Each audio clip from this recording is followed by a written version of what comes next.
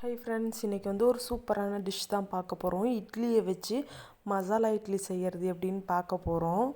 இட்லி உப்புமா சிலருக்கு பிடிக்காது, ஆனால் இந்த மாதிரி மசாலா இட்லி செஞ்சு கொடுங்க, ரொம்ப சூப்பராக இருக்கும். குழந்தைங்க கூட நல்லா விரும்பி சாப்பிடுவாங்க. நல்ல காரசாரமான க்ரீமியான மசாலா இட்லி வாங்க எப்படி செய்கிறதுன்னு பார்க்கலாம். நான் செய்கிற இந்த டைப்லேயும் செய்யுங்க, ரொம்ப சூப்பராக இருக்கும். இதுக்கு ஃபஸ்ட்டு நம்ம வந்துட்டு இட்லி வந்து புதுசாக ஊற்றின இட்லியும் எடுத்துக்கலாம், இல்லை நைட்டு மீந்து போன இட்லியும் எடுத்துக்கலாம். அது நம்மளோட விருப்பம்தான். நான் வந்து இன்றைக்கி நைட்டு வந்து மீதமான இட்லியை தான் வந்துட்டு வச்சு நான் உங்களுக்கு இந்த ரெசிபி வந்து செஞ்சு காட்ட போகிறேன். வாங்க எப்படி செய்கிறதுன்னு பார்க்கலாம். ரொம்ப சிம்பிள் தான், ஆனால் ரொம்ப டேஸ்ட்டாக இருக்கும். கண்டிப்பாக ட்ரை பண்ணி பாருங்கள் ஃப்ரெண்ட்ஸ். ஃபஸ்ட்டு வந்துட்டு நம்ம வந்து இட்லியெல்லாம் எடுத்துக்க போகிறோம். இட்லி எடுத்துட்டு நல்லா வந்து இந்த மாதிரி க்யூபாக கட் பண்ணி எடுத்துக்கோங்க. பாருங்கள், இந்த மாதிரி இருக்கணும். இந்த மாதிரி கட் பண்ணிவிட்டு அடுத்து வந்துட்டு ஒரு பாத்திரத்தை எடுத்துக்கலாம். 2 டேபிள் ஸ்பூன் வந்து கார்ன்ஃப்ளவர் மாவு போட்டுக்கலாம். 1 டேபிள் ஸ்பூன் அளவு அரிசி மாவு போட்டுக்கலாம். போட்டுட்டு உப்பு தேவையான அளவு போட்டுக்கோங்க. இதோடு வந்துட்டு காரத்துக்கு வரமிளகாத்தூள் எடுத்திருக்கேன். 2 டேபிள் ஸ்பூன் அளவு வரமிளகாத்தூள் போட்டுக்கோங்க. உங்களுக்கு காரத்துக்கு தகுந்தாப்பில் கூடவாவோ குறைச்சலாவோ போட்டுக்கலாம். போட்டுட்டு தண்ணி ஊற்றிட்டு நல்லா மிக்ஸ் பண்ணிக்கோங்க.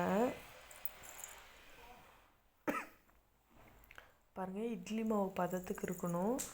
இந்த மாதிரி வந்து நல்லா மிக்ஸ் பண்ணி எடுத்துக்கோங்க. அடுத்த ஒரு பாத்திரத்தில் ஆயிலை வந்து நல்லா ஹீட் பண்ணி எடுத்துக்கோங்க. அடுத்து வந்து நம்ம கட் பண்ணி வச்சுருக்க இட்லியை வந்து இந்த மாதிரி வந்துட்டு நம்ம ரெடி பண்ணி வச்சுருக்க மாவோடு போட்டுட்டு நல்லா மிக்ஸ் பண்ணிக்கோங்க. அடுத்து அதை அப்படியே எடுத்து ஃப்ரை பண்ணிக்கலாம் ஆயிலில். இந்த மாதிரி எல்லாத்தையும் வந்துட்டு ஃப்ரை பண்ணி எடுத்து வச்சுக்கலாம். நல்லா பார்த்திங்கன்னா கோல்டன் கலரில் நல்லா ஃப்ரை ஆகி வரணும். ரொம்ப கருக விட்டுறாதீங்க. நல்லா கிறிஸ்பியாகிற அளவுக்கு நல்லா ஃப்ரை பண்ணி எடுத்துக்கோங்க. பாருங்கள், இப்போ நல்லா வந்துட்டு கோல்டன் கலரில் வந்திருக்கு. இப்போ இது எல்லாத்தையும் நம்ம எடுத்து வச்சுக்கலாம்.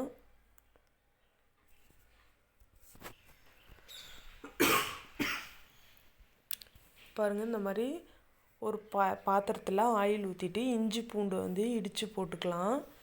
போட்டுட்டு இஞ்சி பூண்டு வந்து நீங்கள் பேஸ்ட்டாக கூட போட்டுக்கலாம். நல்லா வந்து பொரிஞ்சதுக்கப்புறமா 1 டேபிள் ஸ்பூன் வந்து மிளகு போட்டுருக்கேன். உங்களுக்கு காரத்துக்கு ஏற்றாப்புல போட்டுக்கோங்க. வரமிளகாத்தூள் வந்து 1 டேபிள் ஸ்பூன் போட்டிருக்கேன். நீங்கள் காரத்துக்கு ஏற்றப்ப கூடவோ குறைச்சலாவோ போட்டுக்கலாம். அடுத்து கரம் மசாலா தூள் வந்து 1 டேபிள் ஸ்பூன் போட்டிருக்கேன். இது வந்து நல்லா ஆயிலே இந்த மசாலாவோட பச்சை வாசனை போகிற அளவுக்கு நல்லா வதக்கிட்டு க்யூபாக கட் பண்ணி வச்சுருக்க பெரிய வெங்காயத்தை போட்டுக்கோங்க.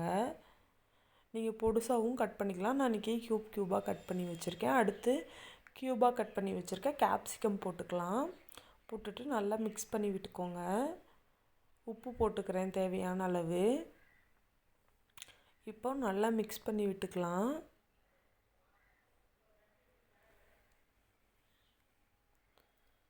இதோட வந்து பார்த்திங்கன்னா ஒரு 2 டேபிள் ஸ்பூன் அளவுக்கு வந்து டொமேட்டோ சாஸ் வந்து நான் எடுத்திருக்கேன். அடுத்து 1 டேபிள் ஸ்பூன் அளவுக்கு சோயா சாஸ் எடுத்திருக்கேன். ரெண்டையும் போட்டுட்டு நல்லா வந்து மிக்ஸ் பண்ணி எடுத்துக்கோங்க.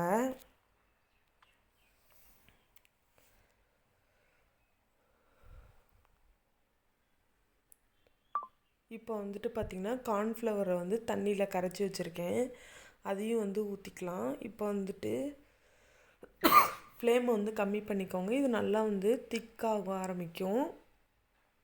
அது வரைக்கும் நல்லா வந்து கிண்டி கொடுத்துட்டே இருங்க. ஃப்ளேமை வந்து கம்மி பண்ணிக்கோங்க. அதிகமாக வச்சிங்கன்னா அடி பிடிச்சிரும்.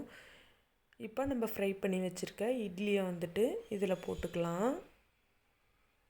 போட்டுட்டு நல்லா வந்து மிக்ஸ் பண்ணி கொடுத்துக்கோங்க. நல்லா அந்த மசாலாலாம் வந்து இட்லியில் இறங்கணும். அந்த அளவுக்கு வந்து நீங்கள் மிக்ஸ் பண்ணிக்கோங்க.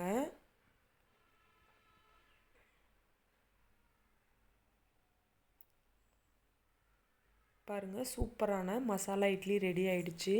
கண்டிப்பாக ட்ரை பண்ணி பார்த்துட்டு எப்படி இருந்துச்சுன்னு கமெண்ட் பண்ணுங்கள். Bye friends.